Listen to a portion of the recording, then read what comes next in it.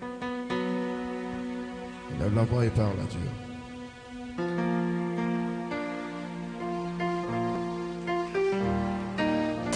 Prie contre les esprits de mort spirituelle.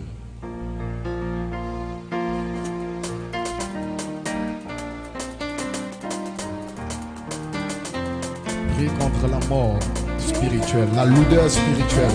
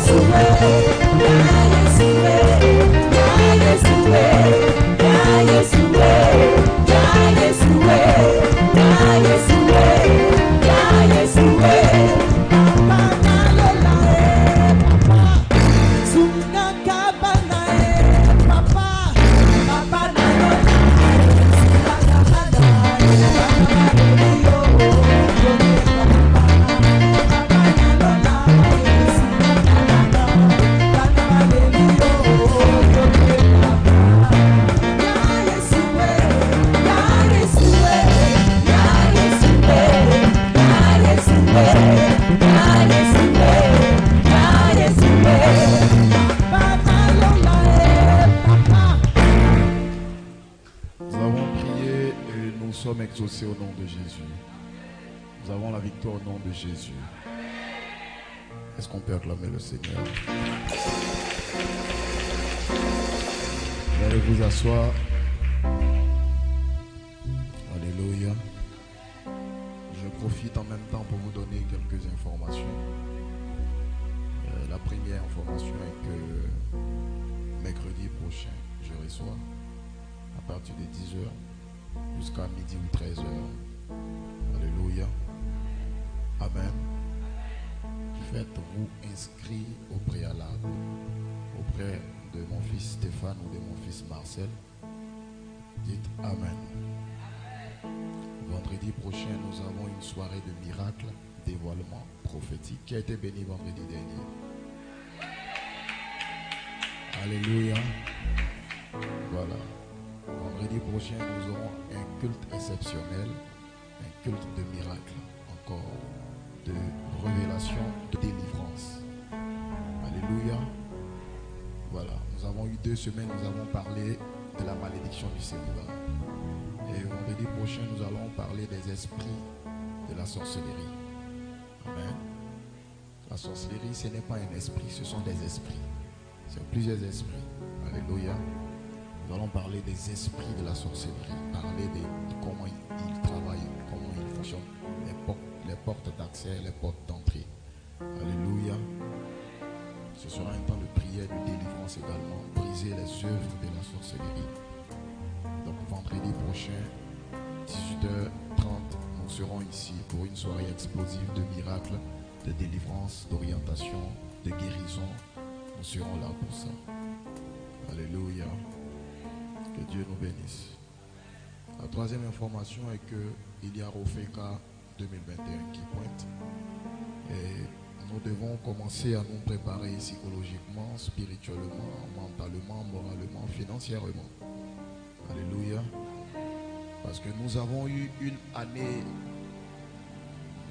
on va dire en griffe, sabbatique, une année sans avoir fait Rofeka. C'était 2020. faut que 2021 soit une très très grande fête. Parce que Rofeka, c'est une fête. Nous célébrons Rofeka à l'occasion de la fête de Pâques. Alléluia. Donc, il va falloir que tout le monde se prépare et tout le monde se mette dans l'esprit de cette fête-là. Il y aura des t-shirts, des gadgets, il y aura des stylos, des blocs-notes, il y aura tout ça. Et préparez-vous. Alléluia. Rofeka, c'est extraordinaire. Que le groupe de louanges et d'adoration se prépare également. Parce que il y aura beaucoup de choses à Rofeka. Vous savez comment Rofeka se passe. Depuis que nous sommes arrivés ici, nous n'avons pas fait de Rofeka. C'était dans l'ancien temple que nous le faisions et c'était extraordinaire. Alléluia. Mais cette année, nous allons le célébrer. Déjà à partir de la semaine prochaine, vous allez commencer à voir la pré-campagne, la campagne de communication sur les réseaux sociaux. Vous allez commencer à voir les visuels. Déjà, nous allons lancer les choses la semaine prochaine. Donc préparez-vous. C'est un temps de célébration et un temps de la manifestation de la gloire de Dieu. Dites Amen. Et à ce programme-là, nous allons parler de la puissance de la croix de Jésus. La mort de Jésus sur la croix est une puissance pour nous. Voilà pourquoi l'apôtre Paul dit, la prédication de la croix est une puissance. Nous allons parler de la croix. Nous sommes sauvés par la croix. Alléluia. Que Dieu bénisse son peuple. Vous allez prendre vos offrandes et nous allons apporter au Seigneur.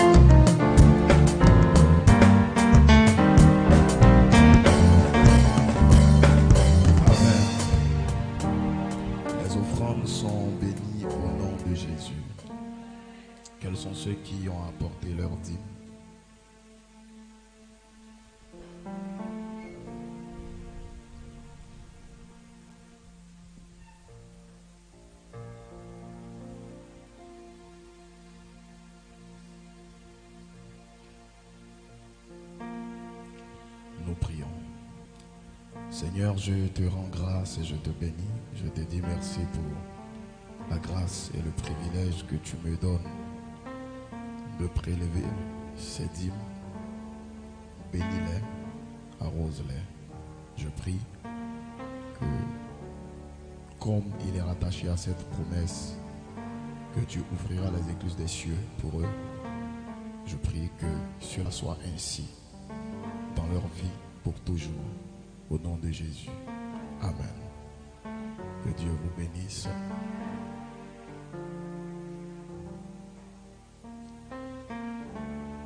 Que Dieu vous bénisse. Acclamons le Seigneur.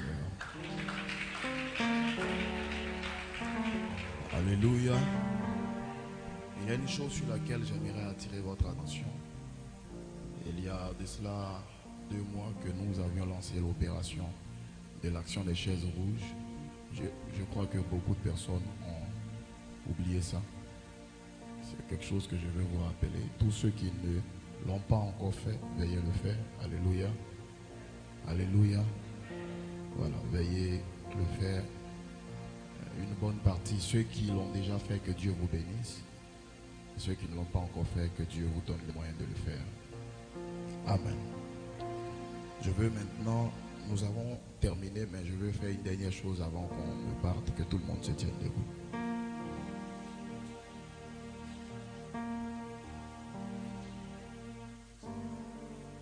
Amen. Hier soir, j'étais ici. J'étais dans ce temple-là. J'étais seul. Et puis, j'ai réalisé la fidélité du Seigneur pour tout ce qu'on a pu réaliser étant ici. Quand nous sommes venus ici, ce lieu-là n'existait pas. Le Seigneur a mis dans nos mains les moyens pour faire exister ce lieu. Il est devenu un lieu agréable et confortable. Bien, petit à petit nous avançons. Et pour moi, c'est une bénédiction. Je veux lui être reconnaissant. Et vous allez vous joindre à moi pour lui donner cette reconnaissance. Nous allons pousser des cris de joie, de victoire et de triomphe pour dire à Dieu que nous lui sommes reconnaissants. Alléluia. Est-ce qu'on peut acclamer le Seigneur pour cela?